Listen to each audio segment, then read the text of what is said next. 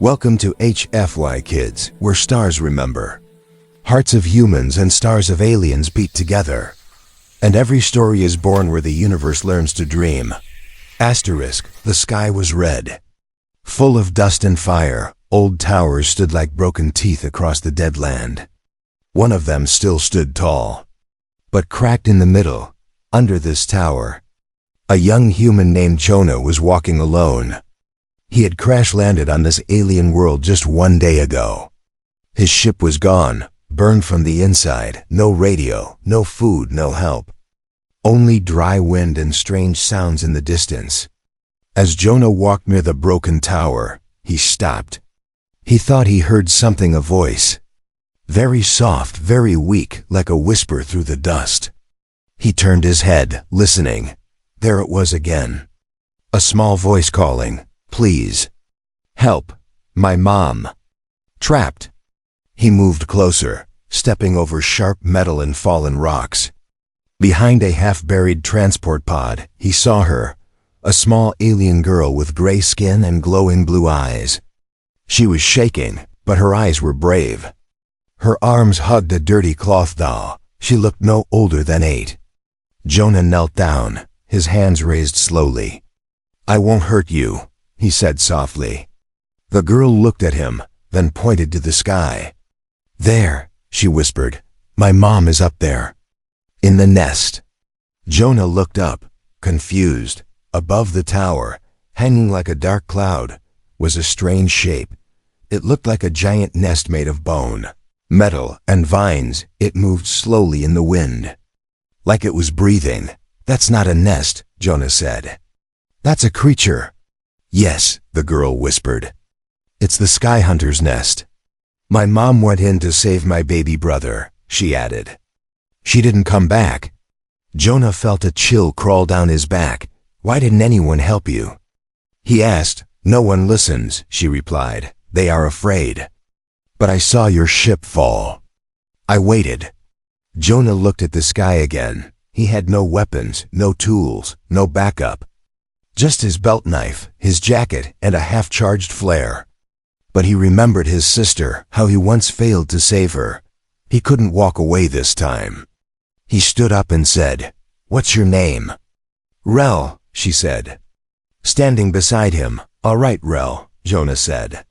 "We're going to get your mom back." The wind howled louder, shaking the broken tower.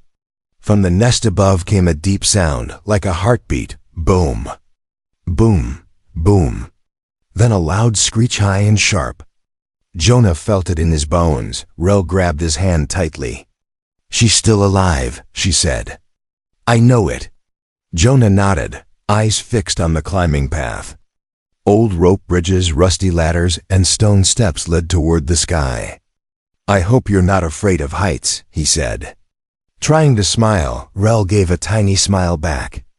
"I climbed once before," she whispered. "But not alone." "Good," Jonah said, "because now you're not alone." They began to climb. Step by careful step, the tower groaned under their weight. Far above, the sky hunter's nest opened slowly. Inside, something moved big. Slow and waiting, but Jonah didn't stop. He had made a promise, and nothing, not fear, not monsters, not even death, would stop him now. Asterisk, Jonah and Rel climbed higher into the tower. The steps were old, some cracked, some missing. The wind pushed hard from the sides, screaming like ghosts. The tower moaned with every step they took. But Jonah didn't stop, and neither did the small alien girl. Inside the tower, the walls began to change. At first, it looked like old stone and metal, but now strange lights glowed softly from the cracks. Symbols appeared, shapes Jonah couldn't understand. Rel touched one glowing mark and whispered, "This place is not just a tower. It's a memory keeper." Jonah looked around, confused. "A what?" he asked. "It shows the past," she said. "It remembers pain." Suddenly, the wall beside them shimmered. A picture formed, blurry at first, then clear. It showed a woman, tall and strong, with the same glowing eyes as Rel, She was fighting inside the nest. Holding a sharp spear, monsters came at her long arms. Sharp claws, eyes like fire, Jonah gasped. "That's your mom?" Rel nodded, tears in her eyes. "Yes." And that was just 1 day ago. The image faded, and the tower grew cold. Jonah touched the wall but saw nothing more. "It only shows pain," Rel whispered. Jonah clenched his fist. "Then we end the pain." They climbed again, stepping into a large round chamber. The air was thick and strange. It smelled like burnt wood and metal. In the center was a huge crack in the floor. From it came a humming sound, low and steady, like a deep voice. "Do you hear that?" Jonah asked. "Yes," Rel said. "The tower speaks." But not in words. They walked carefully, but something moved in the shadows. A shape. Crawling slowly along the ceiling. Jonah froze, pulling Rel close. It looked like a spider. But with metal legs and a soft body, its eyes glowed red. And it dropped silently behind them. Rel saw it first, her eyes wide. "Don't move," she whispered. Jonah held still, sweat running down his back. The creature sniffed the air, then turned and crawled into a crack in the wall. "It didn't see us," Jonah said softly. "No," Rel whispered. "It heard something else." From above. Suddenly, the humming stopped, and a loud scream came from higher in the tower. A woman's scream. Jonah's heart jumped. "That's her." Rel nodded. "She's alive." They ran up the spiral stairs faster now. Broken steps crumbled under their feet. Jonah slipped once, nearly falling. But Rel caught his jacket. He looked at her, surprised by her strength. "I'm not just a kid," she said, breathing hard. "I can see that," Jonah replied, smiling briefly at the top of the stairs. They found a wide-open door. Inside was a room filled with strange floating crystals, each one glowing with soft light, each one holding a frozen image. A man crying, a woman screaming, a child hiding, all silent, all trapped in time. "This tower feeds the nest," Rel said. "It takes memories. It takes fear. It gives them to the creature." Jonah looked at her, shocked. "Your mom. Is she inside one of these?" Rel closed her eyes, then pointed. "There," she said, pointing at a large red crystal in the center. Jonah stepped forward, but the moment his hand touched the crystal, the tower roared, and the ground shook violently, and above them, the nest opened wide like a giant mouth, letting out a deep, angry growl. The red crystal shook in Jonah's hand. He tried to pull it out, but it was stuck like it was part of the tower itself. Rel stepped closer, her small hands glowing slightly as she touched the crystal too. Her eyes turned bright blue, and she whispered, "She's here. She's calling me." Suddenly, the ground cracked under their feet. The sound of tearing stone echoed through the room. Jonah grabbed Rel and jumped back just in time. From the crack rose a long black tentacle, wet, thick, and moving like a snake. It swayed slowly, sniffing the air like a beast looking for prey. Rel froze in place, whispering, "Don't move. It smells fear." Jonah's heart pounded in his chest, but he held his breath and stayed still. The tentacle slid past them, brushing Jonah's arm. It was cold and soft like rotten meat. It moved toward the door, then stopped, turned, and reared up. Its tip opened into 5 small feelers, each twitching as if sniffing. Jonah whispered, "It knows we're here." Then more tentacles came, sliding from cracks in the ceiling and floor. 3, 5, 7 of them, circling the room, closing in. Rel gripped Jonah's hand, whispering again, "They don't see with eyes. Only smell. Only fear." Jonah nodded slowly, keeping calm. He closed his eyes, remembered the words of his old trainer, "Fear is loud. Control it, or it will speak for you." Very slowly, he reached into his pocket and pulled out a small battery cube. It was half charged, but enough. He tapped it twice and dropped it near the crystal. The cube sparked, Releasing heat and noise, the tentacles turned at once, racing toward it like sharks smelling blood. "Now," Jonah whispered, and he and Rel ran for the exit. They ducked through the narrow hallway, the floor shaking under their feet, behind them. The cube exploded in a bright flash, buying them only a few seconds. They climbed higher, reaching the outer ledge just below the nest. The sky above was dark and swirling. The sky hunter's nest hung low now, close enough to see its surface. It wasn't made of twigs or bone, it was made of old machines, bodies, and thick vines. "Is this alive?" Jonah asked. "Yes," Rel said quietly. "It feeds on memory, on fear, on loss." They walked onto the narrow bridge that led to the nest. Each step made the bridge groan and twist. Tentacles dangled from above like ropes. Still searching, still sniffing, then they heard something, a soft, broken voice from inside the nest. "Rel. Baby, is that you?" Rel gasped, tears filling her eyes. "That's her. She's alive." Jonah reached for the last flare in his belt. One burst of heat and light might scare the tentacles again. But before he could use it, one tentacle dropped fast from above. It wrapped around his leg and pulled him off his feet. He hit the bridge hard, holding on with one hand as it tried to drag him away. "Jonah!" Rel screamed, grabbing his arm with both hands. He struggled, kicking at the tentacle, but it held tight. His fingers began to slip. Then Rel did something strange. She screamed. Not in fear, but in rage. Her eyes flashed brighter than ever. And a wave of blue light burst from her hands. The tentacle recoiled as if burned. Letting Jonah go, he fell back onto the bridge. Gasping, Rel stood above him, her hands glowing, her voice strong. "No one takes him," she said. The sky hunter's nest shifted above them and opened, wide and dark like the mouth of a beast, waiting for them to enter. The sky hunter's nest opened wide. It didn't open like a door, it opened like a mouth. Dark, warm, and alive, steam hissed from inside. Mixed with the stench of metal and blood, the bridge under Jonah and Rel creaked as they stood at the edge. Neither spoke for a moment. They both knew there was no turning back now. Jonah looked at Rel, her face pale but steady. "Are you ready?" he asked. She nodded. "If she's in there."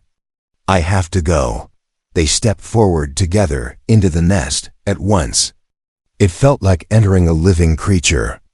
The walls pulsed softly, glowing with dull orange light. Strands of web-like flesh lined the walls, machines, bones. And strange alien shapes were stuck to the sides. Some moved. Some twitched, some were silent. A low hum filled the air. Not mechanical, but like 1,000 quiet voices whispering. Jonah tried to focus, but the sounds pressed into his mind. They whispered memories, his crash, his fear, his sister's face. He shook his head. Trying to break free. "Don't listen," Rel said. "They want to feed." She grabbed his hand and led him forward. The path twisted like a spiral, going deeper into the body of the beast. Each step they took made the nest tremble. The walls throbbed, almost like they were walking through a giant heart. Suddenly, the path opened into a wide chamber. It was round and wet, full of soft breathing sounds. In the center floated large red crystals, 6 of them, each one holding a frozen figure. Locked in pain or fear, Jonah's eyes darted from one to the next. "Which one is your mother?" he asked. Rel stepped closer, staring with wide eyes. "She's not here. These are others." Then a voice echoed across the chamber, soft, calm, cruel. "You've come far." "For what? For a broken mother? For a small child?" The voice came from everywhere, but no figure appeared. Rel trembled, holding Jonah's arm. Jonah looked around, his hand gripping his belt knife. "Show yourself," he shouted. The ceiling of the nest shifted and peeled open slowly. A huge eye appeared, round and silver with a black slit in the center. It blinked once, and then again. "I see you," the voice said. I smell your fear, your sadness, your fight. Delicious. The crystals started to glow brighter, one by one. They cracked and shattered, releasing loud cries into the air. Screams, sobs, and memories filled the room like a storm. Jonah covered his ears, but it didn't help. It was inside his head. He saw flashes of pain that weren't his. A warrior losing her child. A soldier left to die. A mother locked in fire. He dropped to one knee. His body shaking, Rel fell too, holding her head. "This is how it eats," she whispered. "It makes you relive your pain." But then one voice broke through the noise. A voice Rel knew, strong and full of love. "Rel. Baby, I'm here. Don't listen to it." Rel's eyes opened wide. "She's close," she cried. "She's still fighting it." Jonah stood up again, teeth clenched. "We end this now." He looked up at the giant eye and shouted, "You think fear makes us weak?"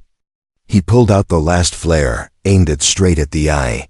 "And you forgot what humans do when we're scared. We fight harder." He fired. The flare shot straight into the beast's eye. It screamed, the walls shaking as the entire nest roared in pain. And somewhere deep below, a prison chamber cracked open.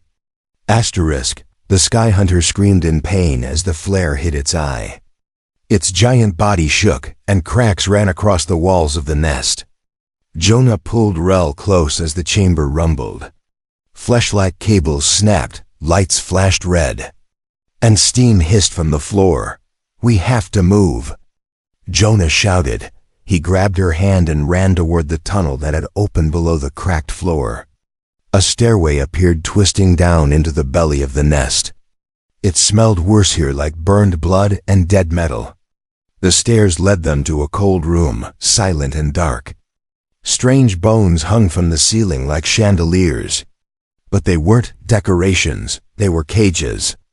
Cages made of twisted bone, metal wires, and alien shells. In the center of the room hung the biggest cage of all. Inside it was a tall alien woman with gray skin and soft glowing marks. Her arms were scratched, her face bruised. But her eyes were sharp and strong. "Mom!" Rel cried, her voice breaking. The woman opened her eyes and gasped, "Rel? Baby, how did you get here?" Jonah stepped forward quickly. "No time to explain. We're getting you out." The cage was wrapped with living metal coiled like a snake. Jonah tried pulling it open, but it didn't move. Rel tried using her glowing hands, but the cage hissed and shocked her. "You can't break it by force," her mother said weakly. "It's tied to the nest's heart. If you hurt it, it kills me too." Jonah paused, thinking fast. There must be a way to unlock it from the inside. Her mother nodded slowly. "There is a lock. Behind me, but I can't reach it." Rel looked around and spotted a small gap in the bone wall. She slipped through, crawling along a narrow tunnel that curved behind the cage. Jonah stayed close, helping her avoid sharp spikes and twitching wires. They reached the backside, where they saw a glowing red orb connected to the cage. "It's alive," Rel whispered. Jonah nodded. "Then talk to it." Rel reached out and touched the orb with glowing fingers. The orb pulsed once, twice, then let out a sharp sting. Rel screamed in pain, falling back. But then strangely, it began to change color, from red to orange to soft blue. The cage clicked. The metal wires slowly unwrapped. The bone bars opened like flower petals. Her mother fell forward, but Jonah caught her just in time. "Easy," he said. "We've got you now." Rel hugged her tightly, sobbing. "I thought I lost you." Her mother stroked her head and said, "You were brave. Braver than anyone." But then the floor shook again, harder than before. The sky hunter was angry, its body moving fast now. "You broke its prison," Jonah said. "Now it wants revenge." Suddenly, a new voice echoed through the chamber. Cold, sharp, and inhuman. "You took what's mine. Now you'll all feed me." Tentacles burst through the walls, dozens of them. The room was turning into a trap. Jonah pulled both of them up. "Run!" he shouted. The three ran back through the tunnel as bones crashed behind them. The nest screamed again, louder, and the whole place began to collapse. But Jonah wasn't thinking about fear anymore, only escape. Only survival. They had rescued the mother, but the sky hunter wasn't done hunting. The nest shook like a living earthquake. Cracks ran through the floor. The ceiling split open from above. A loud roar echoed deep, cruel, and full of rage. Jonah held onto Rel and her mother as the world inside the nest began to fall apart. "We have to get out now," Jonah shouted. They ran through the twisting tunnels, stepping over broken parts and fallen bone. Tentacles shot from the walls, grabbing at their legs. Jonah sliced one with his belt knife. It shrieked and pulled back. Behind them, the creature's voice grew louder. "You ruined my feast. Now you'll feed me your fear, your love, your fire." They reached the outer ledge of the nest, but the bridge they used to enter was gone, destroyed. Below them was only air, wind, and broken clouds. "We're trapped," Rel whispered, her voice shaking. Jonah looked around quickly. "We're not done yet. There has to be another way down." Suddenly, the nest changed. It wasn't a floating shape anymore. It grew legs long, sharp, and black. Mechanical wings ripped from its back, glowing red and dripping slime. A head rose from the center, round, massive, with one giant silver eye in the middle. It had a mouth now full of spinning metal teeth. The sky hunter was no longer hiding. It had taken its final form. It wanted blood. Jonah turned, standing between the monster and Rel's family. "Go back inside the tunnel," he said. "I'll hold it off." Rel grabbed his arm. "No, we stay together." But her mother stepped forward. "No. He's right. You must survive. You must tell others what this thing truly is." The sky hunter stepped onto the ledge. Its metal legs dug into the flesh of the nest. It looked at Jonah and spoke again. "You carry strong memories. Pain, regret, love. I will enjoy breaking you." Jonah raised the flare gun, only one shot left. He aimed straight at the heart glowing in the creature's chest. He fired. The light hit the heart but didn't destroy it. It only made the beast angry. The sky hunter roared and charged. Jonah ran, leading it away from Rel and her mother. He jumped over a broken beam and landed hard on a moving platform. The beast followed, climbing fast. But Jonah had seen something, an old engine core near the bottom of the nest. If he could overload it, he could blow the entire creature apart. He slid down pipes and dropped through holes. The sky hunter chased him, breaking through walls. Finally, Jonah reached the old reactor, sparking. Humming, half dead, he pulled wires, slammed buttons, and smashed the control crystal. The lights flashed blue, then red. A countdown started. 30, 29, 28. Jonah ran back up as fast as he could. The walls fell apart behind him. The air turned hot and heavy. He found Rel and her mother waiting at the edge. "I set the core to explode," he shouted. "We need to jump." "But there's no bridge," Rel cried. Jonah looked down, then saw it. His old escape pod, stuck in the vines below. Damaged, but maybe enough to survive the fall. "Jump to the pod," he shouted. He grabbed Rel and leapt, her mother right behind. They fell, wind screaming, fire rising behind them. 10, 9, 8. They hit the pod hard, crashing through vines and smoke. The pod snapped loose, falling fast toward the ground. Behind them, the sky hunter roared one last time.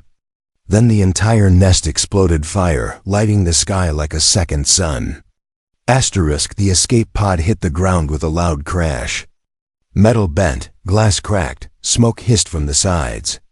But inside, Jonah, Rel, and her mother were alive. Bruised, coughing, but alive.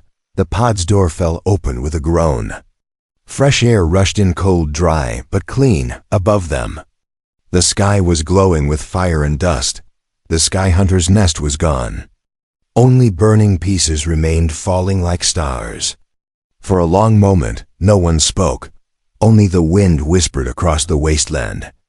Jonah crawled out of the pod and helped Rel and her mother to their feet. They stood together, staring at the sky. "It's over," Rel said quietly. Her voice was small, but full of relief. Her mother placed a hand on her head and smiled. "You were brave, little one. Braver than I ever was." Jonah looked at them, and for the first time in days, he smiled. "You both survived what no one else ever has," he said. "But we need to move. This place isn't safe yet." They started walking slowly toward the distant hills. The land was still dangerous, still empty. But something was different now. The sky didn't feel as heavy. As they walked, Rel asked, "Why did you help us? You didn't know us. You could have run."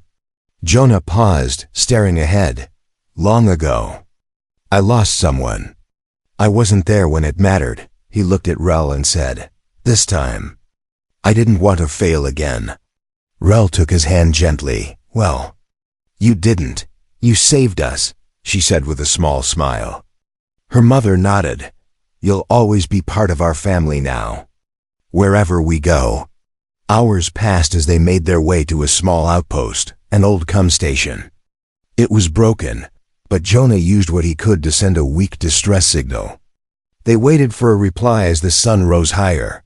For the first time in days, the planet felt calm suddenly. A small blinking light appeared on the console. Then a voice crackled through the speaker. "Unknown signal received. Human lifeform detected. Rescue ship inbound." Jonah let out a long breath and leaned back. Rel laughed and hugged her mother tightly. "You see? I told you someone would come," she whispered. Later that evening, the rescue ship landed. Humans and peaceful aliens stepped out, shocked to find survivors. They had heard only rumors of the Sky Hunter until now. Now they had proof. Jonah gave his report. But he left out one thing.